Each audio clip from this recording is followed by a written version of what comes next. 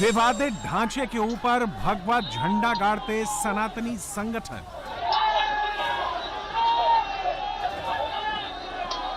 मकबरे के मंदिर होने का दावा और उसके गुंबद पर चढ़ने की कोशिश करते हिंदू संगठन के कार्यकर्ता। ये तस्वीरें शायद आपको 33 साल पुराने एक बहुचर्चित केस की याद दिलाएं, लेकिन फतेहपुर का ये विवाद भी अब देश भर में सुर्खियां बन रहा है। आखिर ये मकबरे और मंदिर का विवाद क्या है? इसकी जड़ में जाने से पहले वो तस्वीरें देखनी जरूरी हैं जिसे लेकर अब सियासत शुरू हो गई है।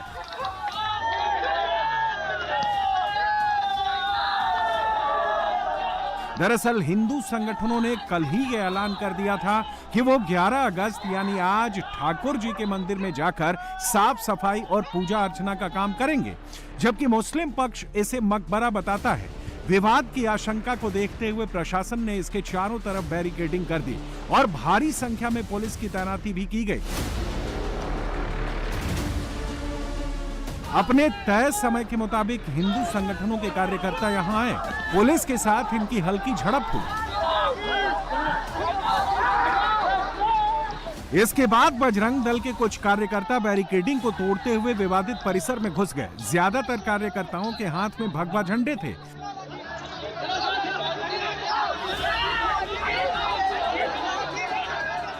चूंकि इन लोगों ने यहां साफ सफाई का ऐलान किया था, इसलिए ये लोग अपने साथ एक सीढ़ी लेकर आए थे। तुरंत वहां सीढ़ी लगाई जाती है और एक कार्यकर्ता भगवा झंडे के साथ ऊपर चढ़ जाता है। भगवा झंडे के साथ ऊपर चढ़ा बजरंग दल का कार्यकर्ता पहले झंडा लहराता है। इसके बाद वो इस ढांचे की पहली मंजिल पर भगवा झंडा गाड़ देता है।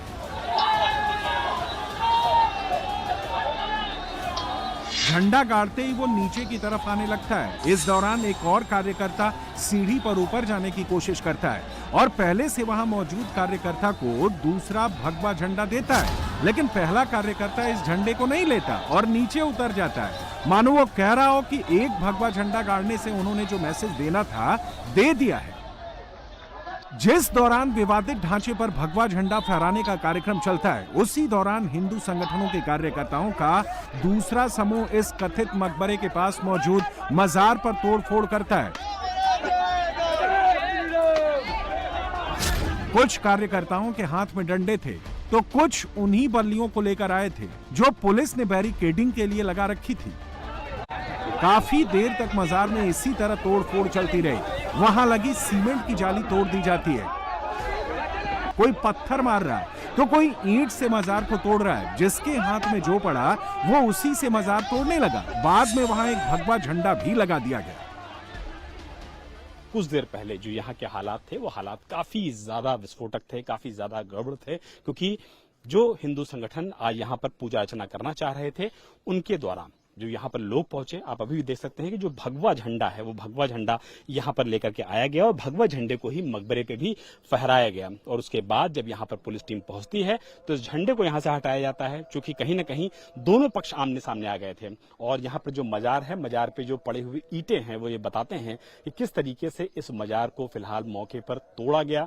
न सिर्फ ईंटें चले गए बल्कि यहाँ पर पत्थर चलाए गए। इसके अलावा जो बड़े बड़े रॉड्स होते हैं, बड़े बड़ी जो लकड़ी होती है, बसली होती है, उससे इस मजार को बाकायदा क्षतिग्रस्त किया गया है। और इसी वजह से जो मुस्लिम समाज के लोग हैं वो फिलहाल यहाँ पर पहुंच रहे हैं, विरोध प्रदर्शन कर रहे हैं। हालांकि इस उपद्रव के बाद पुलिस की जो टीमें हैं वो लगातार यहाँ पर तैनात हैं, अर्धसैनिक बल यहाँ पर तैनात है। अगर पूरे इलाके की बात कर लिया जाए तो पूरे इलाके में यूपी पुलिस के जो जवान हैं वो आंसू गैस के गोले के साथ और पूरा जो दंगे को नियंत्रण करने के लिए उपकरण होते हैं वो सब यहाँ पर मौजूद हैं। भारी पुलिस संख्या फोर्स यहाँ पर मौजूद है, जिले के डीएम मौजूद हैं, जिले के एसपी मौजूद हैं।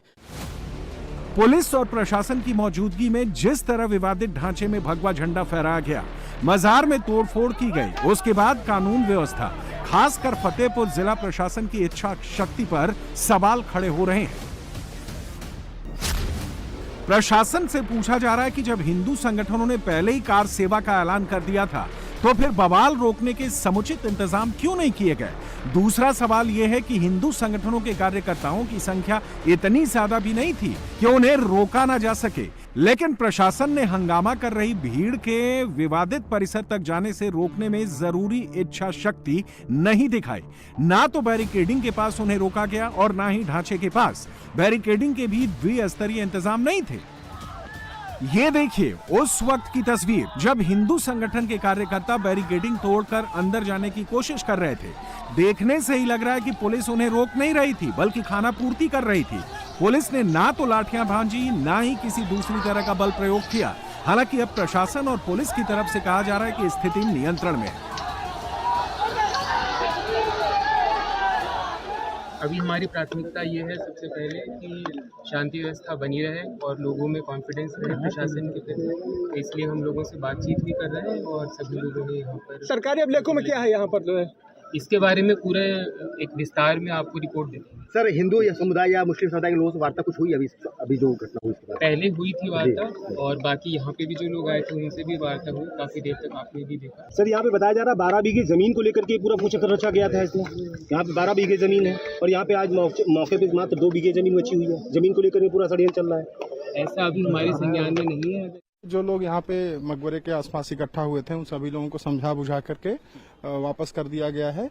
बाकी एहतियात के तौर पे फोर्स लगी हुई है। आप देख सकते हैं कि इस समय यहाँ पे स्थिति सामान्य है। जो हिंदू संगठन है उनसे लोगों की आप लोग की वार्ता हुई थी सर, उसके बावजूद बैरिकेडिंग तोड़ी, इसको लेकर के पुलिस कोई एक्शन लेगी क्या? देखिए, ये सभी लोग जो पूरे घटना में शामिल हैं उनकी वीडियोग्राफी की गई है और एक बार हम लोग जब इस पे बैठेंगे तो उस पर कार्रवाई करेंगे। वीडियो फुटेज आप लोग के पास मौजूद है? है, हमारे पास है, मौजूद है। दोनों पक्ष के लोगों से बातचीत चल रही है? बातचीत चल रही है और उन लोगों को, हिंदू पक्ष के लोगों को सर्किट हाउस भेज दिया गया है। अभी हम लोग भी जाके उनसे वार्ता कर लेंगे और बाकी आप देख रहे हैं कि गलियों में कुछ लोग थोड़े इकट्ठा हो रहे हैं तो उनको तुरंत फिर जाके पुलिस जो है पीछे कर दे रही है। जो कानून व्यवस्था को तोड़ने की कोशिश करेगा पुलिस सख्ती करेगी। बिल्कुल बिल्कुल।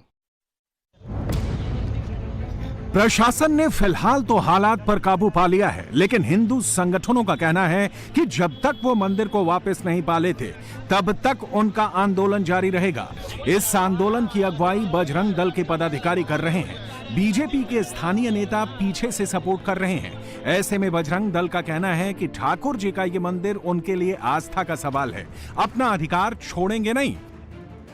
पूजा करने हमारा अधिकार है। हम हिंदू धर्म में पैदा हुए हैं, पूजा करने का अधिकार लेकर पैदा हुए हैं। हमारे अधिकार से कोई हमको वंचित नहीं कर सकता है और वो हमारा मंदिर है। उस मंदिर को जो नमूने मकबरा बता रहे हैं उन नमूनों का इलाज करने के लिए ये भीड़ एकत्रित हुई है, उनको समझाने के लिए एकत्रित हुए हैं। हमारे मंदिर को छोड़ दो और हमें रास्ता दो। यदि रास्ता नहीं मिलेगा तो हम ऐसे तूफान है कि रास्ता खुद बनाते हैं। हमको बैरिकेड नहीं रोक पाएगा, डायनामाइट लगा देंगे तभी हो सकता है मौत होने के बाद आदमी रुके। यहाँ 4 कंधे में जाएंगे या तो मंदिर जाएंगे, इसलिए यहाँ है। इसके अलावा दूसरा कोई विकल्प नहीं हम लोगों के पास। मंदिर में पूजा करेंगे। अब सवाल है कि आखिर इस इमारत को लेकर विवाद हो क्यों रहा है? इस जगह का इतिहास क्या है? मुस्लिम पक्ष का दावा है कि जिसे मंदिर बताया जा रहा है वो वास्तव में मकबरा ही है। कुछ आधिकारिक दस्तावेज भी इस बात की पुष्टि करते हैं। अंग्रेजों के समय जारी फतेहपुर गैजेट में इस इमारत को नवाब अब्द उस समद का टॉम्ब यानी मकबरा बताया गया। गैजेट में लिखा गया है कि फतेहपुर में ऐतिहासिक या पुरातात्विक महत्व की कोई इमारतें नहीं है सिवाय नवाब अब्द उस समद खान के मकबरे के। गजट के मुताबिक ये मकबरा नवाब के किले के खंडहरों से सटा हुआ है जिसे 1699 में बनाया गया था। गजट में यह भी लिखा गया है कि मकबरे का डिजाइन बेहद खराब है। टॉम्ब के सेंट्रल डोम के दोनों तरफ समान आकार के 2 गुंबद बने थे। अगर फतेहपुर गजट के हिसाब से देखें तो इस मकबरे के सेंट्रल डोम के दोनों तरफ वाकई समान आकार के 2 गुंबद बने हैं। हम आपको 2 एंगल से इसका सेंट्रल डोम दिखा रहे हैं। इसके दोनों तरफ एक जैसे आकार के गुंबद बने हैं। मुस्लिम पक्ष का कहना है कि फतेहपुर में गजट में ही नहीं बल्कि रेवेन्यू रिकॉर्ड में भी ये जमीन खतौनी नंबर 753 में दर्ज है, लेकिन राजनीतिक कारणों से इसे मंदिर बताकर जबरदस्ती माहौल खराब किया जा रहा है। फतेहपुर की घटना बहुत निंदनीय है। सदियों पुराना, सैकड़ों साल पुराना हमारा मकबरा है अब्दुस समद मकबरा, जो सरकारी दस्तावेज में भी 753 नंबर खतौनी में दर्ज है मकबरा। लेकिन मठ संघर्ष समिति और कुछ धर्म के नाम पे ठेकेदार जैसे संगठनों ने अब उसकी भी खुदाई और उस पर भी ठाकुर जी का मंदिर जो कह के तमाशा किया जा रहा है, फतेहपुर का माहौल खराब किया जा रहा है। मेरी प्रशासन से ये अपील है और सरकार से भी क्या अब हर मस्जिद, हर मकबरे के नीचे मंदिर ढूंढी जाएगी? क्या अब ये कह दिया जाए ये लोकतंत्र नहीं है, राजतंत्र आ गया है कि जो जहां कह देगा जो चीज मानी जाएगी? सदियों पुराना मकबरा है, कब्रें उसमें मौजूद हैं, सरकारी दस्तावेज में दर्ज है। प्रशासन से मेरा निवेदन है कि इसको तुरंत रोका जाए, नहीं तो राष्ट्रीय उलमा काउंसिल इसको लेकर आंदोलन करेगी। इस तरीके से अराजकता जिस तरीके से फैलाई जा रही है, सिर्फ एक पक्ष जाके ज्ञापन दे रहा है जिलाधिकारी महोदय के यहाँ। लेकिन हिंदू संगठनों के कार्यकर्ताओं और स्थानीय लोगों का कहना है कि ये मकबरा नहीं बल्कि मंदिर ही था। उनका दावा है कि इस इमारत के भीतर कमल बने हैं, घंटी बांधने वाली जंजीर लगी है। मकबरे में ऐसा कुछ नहीं होता। अभी एक जिलाधिकारी को औलामा ने पत्र भेजा है।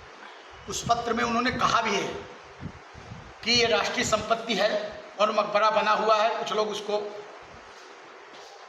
इधर उधर करना चाहते हैं। अगर वह राष्ट्रीय संपत्ति है तो मकबरा कैसे बना? उन्हीं का मैं प्रश्न का उत्तर दे रहा हूं। लेकिन दूसरी बात यह है कि वह ठाकुर द्वारा है, वहां मंदिर है, और हिंदुस्तान के किसी भी कोने में कौन सी ऐसी मस्जिद है जहां कमल के फूल, त्रिशूल, भगवान शिव की ऊपर वाली लड़ी वो दिखाई देती है? कुछ एक वर्ग बिरादरी के लोग, दूसरे वर्गों के लोग, दूसरे समुदायों को लोग फर्जी कागज बनाकर, जहां आज भी हिंदू समाज के लोग दीपक जलाने जाते हैं, लेकिन उन्होंने फर्जी तरीके से अपने नाम कराकर और उस मंदिर का स्वरूप मस्जिद के रूप में बदलने का काम जारी रखा है। जिस मकबरे को लेकर ये पूरा विवाद चल रहा है वो फतेहपुर जिले के आबू नगर रिड़ैया मोहल्ले में है। इस इलाके में रहने वाले तो इसे मंदिर मानकर चल रहे हैं। आसपास के लोगों का तो ये भी दावा है कि इसमें पहले भगवा रंग था, लेकिन यहाँ रहने वाले एक फकीर बाबा के बेटे ने कुछ साल पहले हरा रंग पुतवा दिया। देखने में तो ये मंदिर लगता है, ऊपर के पोज देखने के हिसाब से आप भी जानते हैं, हम भी जानते हैं, मंदिर लग रहा है। लेकिन हम लोगों ने जब से देखा है यहाँ बस मजार बनी है। अंदर जाओ तो मजार जा है, अंदर जाओ तो 2 मजार बनी, अंदर 2 मजार बनी। तो क्या लग रहा है कि इसको मंदिर को लेकिन मजार नहीं तो मजार, हमारा कहने का मतलब ये है कि मजार में कभी जंजीर या घंटा नहीं बनता। अच्छा, अंदर जंजीर और घंटा भी बन रहा है? बना सब तोड़ ताड़ के वो अनीस बाबा ने तोड़ ताड़ करके उस जंजीर को कपड़े से लपेट के ऊपर बंधा दिया। अच्छा, तो वो आज भी बना है उसी तरीके? कुल मिला के मंदिर को मस्जिद बना दिया गया है। अब किन्होंने बनाया, किसने बनाया ये तो नहीं बता पाएंगे, ये तो मुगलों का काम है। लेकिन है ये मंदिर। अब ये देखिए, पहले वो कलर में पोता था ये, तो इसको सीधे हरे कलर में कर दिया। अच्छा, पहले ये भगवा कलर में था, अब इसको हरे कलर में कर दिया। ये हरे कलर में तो अब्बू ने किया। आबू नगर रिड़ैया मोहल्ला मिश्रित आबादी वाला इलाका है। हिंदुओं के साथ साथ यहाँ मुस्लिम आबादी भी ठीक ठाक है। आज जब बजरंग दल के कार्यकर्ता मकबरे के ऊपर भगवा झंडा लगा रहे थे, पास में बनी कब्र को तोड़ रहे थे, उसकी खबर सुनते ही मुस्लिम समुदाय के काफी लोग भी वहां पहुंच गए थे। प्रशासन को उन्हें समझाने में खासी मशक्कत करनी पड़ी। अब मामला थोड़ा शांत हो गया है, लेकिन स्थानीय मुसलमान फिलहाल खुलकर कुछ कहने से बच रहे हैं। हालांकि मकबरे के अंदर जंजीर होने के दावे को वो गलत बता रहे हैं। पहली बात यह है सर कि कुछ भाजपा के नेता हैं जिनकी अध्यक्षता जाने वाली है। बिल्कुल मैं सही बात आपको बता रहा हूँ, जिनकी अध्यक्षता जाने वाली है, और कुछ लोगों की चली भी गई। और दूसरी चीज़, ये मकबरे के पीछे ईदगाह है और इसमें पूरे में तकरीबन 10 से 11 बीघे की ज़मीन है। तो पहला डर तो उनको इस बात का है कि वो इस हिंसा को भड़काकर हिंदुओं को अपने सपोर्ट में करके वो अपनी अध्यक्षता को बरकरार कर लेंगे। और ये भी वो लोग हैं जिनके ऊपर 50-60 लाख की चोरी का इल्ज़ाम लगा है, जिनके ऊपर 50-60 लाख की चोरी का इल्ज़ाम लगा है। उन लोगों ने कुछ लड़कों को पकड़ा, उनको दारू पिलाया, उनको पैसा दिया और इस खतरनाक काम को करने के लिए यहाँ लेकर आए।